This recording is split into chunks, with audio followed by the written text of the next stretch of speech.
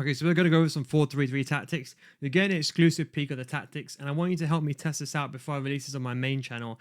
So think of this as the pre-tactics beforehand. We're part of the secret circle. But look, this is a tactical preset that I have. It's a 4-3-3. The reason why I chose one with the DM is because the center mids, I don't like the lack of stability that you have with center mids. And I don't mind having 3 center mids, but I think that's too attacking. So that's why I need your help. So I've got one with a CDM because you've got that player holding. I want to explain to you what players to use and what roles to use in a second. But it basically attacks like this. So it basically is like a 3-3-4 effectively. It predominantly attacks on the left hand side is what I'm really focusing on. So on the left hand side is where this formation is really going to excel. So you argue your best player will be on the left hand side, and you'll have a left back providing width. Okay. The build-up play, we got this on counter. The idea is when we get the ball, those players make runs. Especially these players here. I don't like how they are passive. It's kind of like last year as well. The centre mids, even box-to-box variations, they're very passive.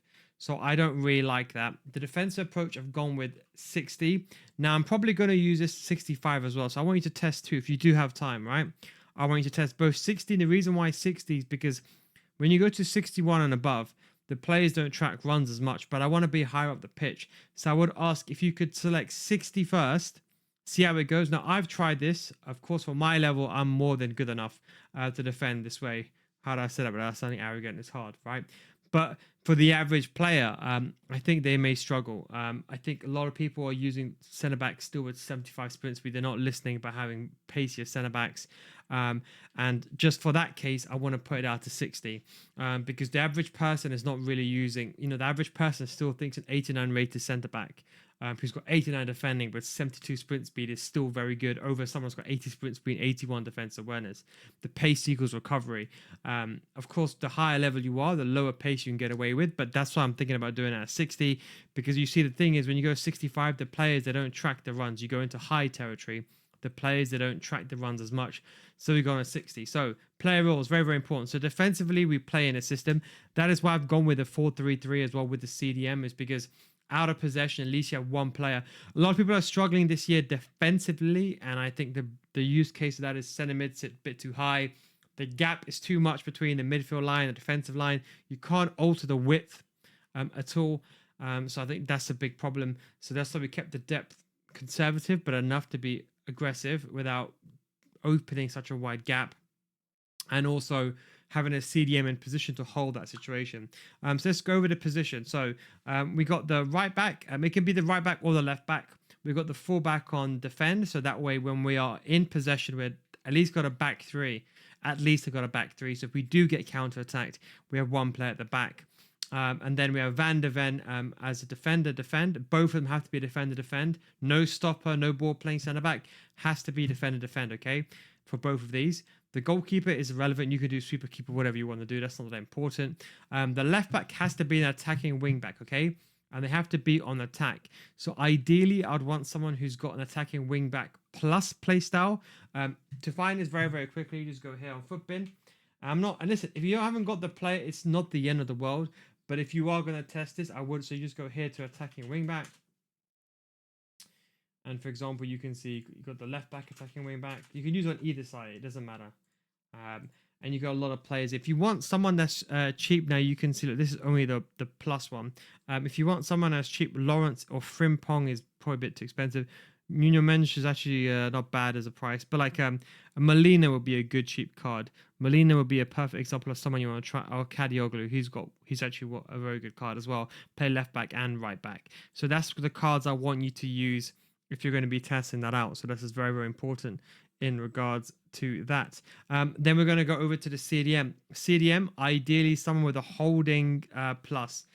These are probably the two most important positions, and the reason why I'm saying this is because a lot of people are struggling defensively this year, and I know if I do this without a holding when I put a holding plus on these players, it's going to make a big difference. Patry is a very good example, but look, there's other cheap cards. Zakaria is very, very good. His gold card. DePaul can play that holding plus role. Lema is very, very good. Benacer. Anyone that's really got pace. Emre Chan's very, very good. Caicedo and Kessie Don't go below, in my opinions. You can, but ideally 75 sprint speed and above would be ideal here. But Tonali's works perfectly in that role. Has to be holding defend. Ideally get a holding defend plus, because they position himself AI much better. We've gone with a playmaker plus. This would be one of the roles. And the second role is going to be a box to box. So you have one box to box. I got Neymar here. Ignore the position being wrong. One box to box and one playmaker. You could argue this person, ideally, should be in role, but I'm just using Neymar there. If you just have a regular box to box center mid, that's completely perfect. I know some of you guys are playing formations where you don't have a natural winger. Let's say, like, not everyone's got Crystal Dunn in their team that can play as a right mid at half winger and also play the center mid. But that's the system that we have gone with. I was debating whether to put, for example, Neymar as a half winger, and then, for example, then putting Batcher as a. This is kind of the other thing that I was thinking of, putting Batcher as a false back, like that. So you got a 3-2, but then I feel like Neymar is just too far away from the danger zone. I feel like he's just too far away. So personally speaking, I just said it's probably not worth it. So you're gonna change this to box. And again, any box-to-box player is more than fine here. For the right-hand side, we've gone with De Jong. De Jong is an attacking playmaker. So the idea is when you have the ball, you'll have Tonali sitting, and then you'll have, of course, De Jong as a playmaker, or anyone with a playmaker, and ideally a box-to-box. Then the second most important, I would say, is the inside forward. Try to find a left wing and a right wing with the inside forward. There's actually quite a lot of cheap cards. Like if you actually really want to be part of this and you actually really enjoy doing these kinds of stuff, I actually really enjoy it. But sometimes, you know, when I advise something, it's not also, it can't be a right wing. It has to be a wing, okay? Because the way wingers move, they are completely different compared to left wings and right wings.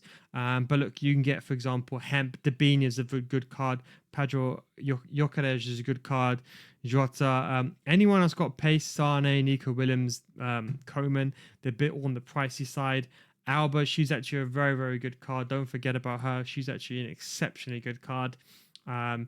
You can use her. She's very cheap. And it looks like my thing has run out of battery. Oh my god, at the wrong time. But yes, my mouse has run out of battery. But yes, that also is going to be a very good. So inside forward, and the key thing is here is roaming. Okay, put this on roaming for both of them. This is when they go into those positions into the middle, and Batcher's going to provide the width. So maybe you could argue this player is the most important player. So the best player you have, put them in this role, because they're going to one's going to occupy the space. So you technically should have a front line of 3, and the player on the left becoming the fourth. So what we're trying to emulate here is a 4-3-2-1 effectively. But this is a different way of doing a 4-3-2-1. But also we have the defensive CDM as a safety net. So that is what we're trying to do with this formation. So let me know how it goes. I hope it works well. This one is probably a tad bit too attacking, but just let me know. I want your feedback. Let me know your ranks, your levels down below as well. And we can truly make some of the best formations, I think, if we work on this together. Normally, I'd have a look, do test with a few other people, but this year, I thought let me open testing up to everyone. I think might be a good option. Thanks for watching anyway. Don't forget to subscribe to my channel for more content like this. If you're watching this, probably thinking like, who the hell are you, NealGuides? I just found this random tactic video. I have a main channel, NealGuides. You can search that on YouTube. It would be the first one, the first link that you type it in. I do tactics videos, but we want to test them out first before we release them to the public. Thanks for watching, and I'll catch you next one. Peace out.